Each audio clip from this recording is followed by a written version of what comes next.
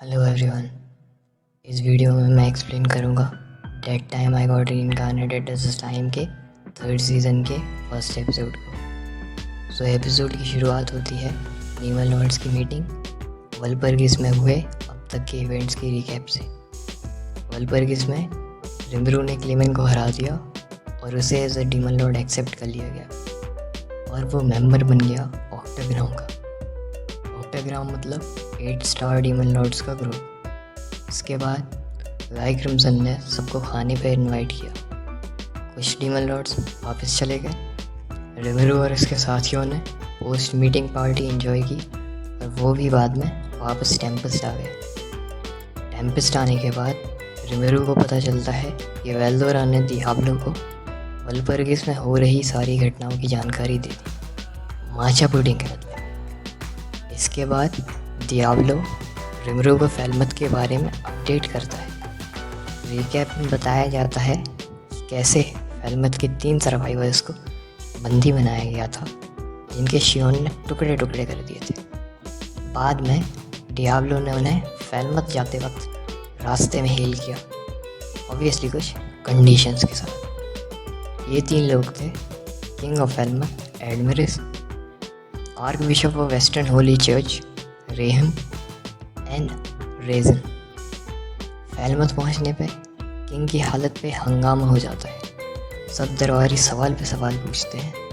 तब रेजन और रेहम उन्हें बताते हैं कि स्टॉर्म ड्रैगन वेल्डोरा रिवाइव हो गया और इसके रिवाइवल से ही सारे मॉन्स्टर्स ऑफ फेलमथ के वॉरियर्स गायब हो गए।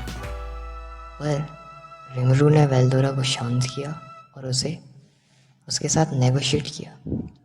एंड इसके बाद वो रिमरू की बढ़ाई करते हैं और बताते हैं कि वो चांसलर है जुरा का और द्राइस भी उसके साथ है। ये सुन के फेलमथ के दरबारी ये रिग्रेट करने लगते हैं कि कैसे उन्होंने रिमरू को अपना दुश्मन बना लिया। पर योम उन्हें तसल्ली देता है कि क्योंकि वो रिमरू के साथ मिलके ऑर्क लॉर्ड्स को हराया था तो वो रिमरू को जानता है।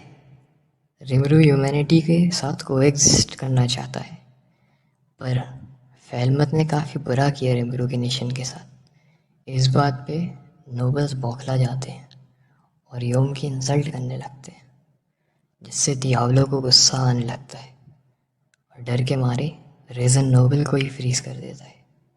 डियाब्लो किंग एडमिरस को उसके ह्यूमन फॉर्म में रिस्टोर करता है एंड रिमरू की तरफ से मैसेज डिलीवर करता है जिसमें उसके सामने 3 ऑप्शंस होते। पहला, किंग अपनी गद्दी छोड़े और युद्ध का हर्जाना भरे। दूसरा, सरेंडर करे और वेसल स्टेट बने। तीसरा, लड़ाई जारी रखे और 1 हफ्ते का समय देता है। रीकैप यहाँ पर ख़त्म होता है एंड डियाब्लो बताता है कि वॉर रेपरेशन के लिए उसने 10,000 स्टाइलर्स मांगे जो कि 1 ट्रिलियन येन के इक्वल होते हैं। डियाब्लो ने बताया कि कैसे ऑप्शन 3 थे पर आंसर एक ही, वो हर्जाना भरेंगे और नेगोशिएट करना चाहेंगे एंड अल्टीमेटली किंग को जिम्मेदार ठहराया जाएगा सबके लिए। नोबल्स रॉयलिस्ट्स पे भारी पड़ेंगे तो रॉयलिस्ट के पास कोई ऑप्शन नहीं होगा योम की मदद मांगने के अलावा, जिससे ओवरऑल रिलेशन बेहतर होगा रिमरू और एडमरिस के बीच। रिमरू सोचता है कि अगर अगले किंग ने नेबरिंग किंगडम्स के साथ मिलके उन पे हमला कर दिया तो जब डियाब्लो ने कहा कि फ्यूज़ और गीजेल को इन्फॉर्म कर दिया है कि वो अपने किंगडम को इंटरफियर करने से रोकें, बट अगर फिर भी कुछ होता है तो डियाब्लो खुद लड़ेगा। ये सुन के रिमरू सेटिस्फाई हो जाता है एंड इस मैटर की जिम्मेदारी डियाब्लो को दे देता है, जिससे डियाब्लो खुश हो जाता है और इसी के साथ एपिसोड ख़त्म होता है।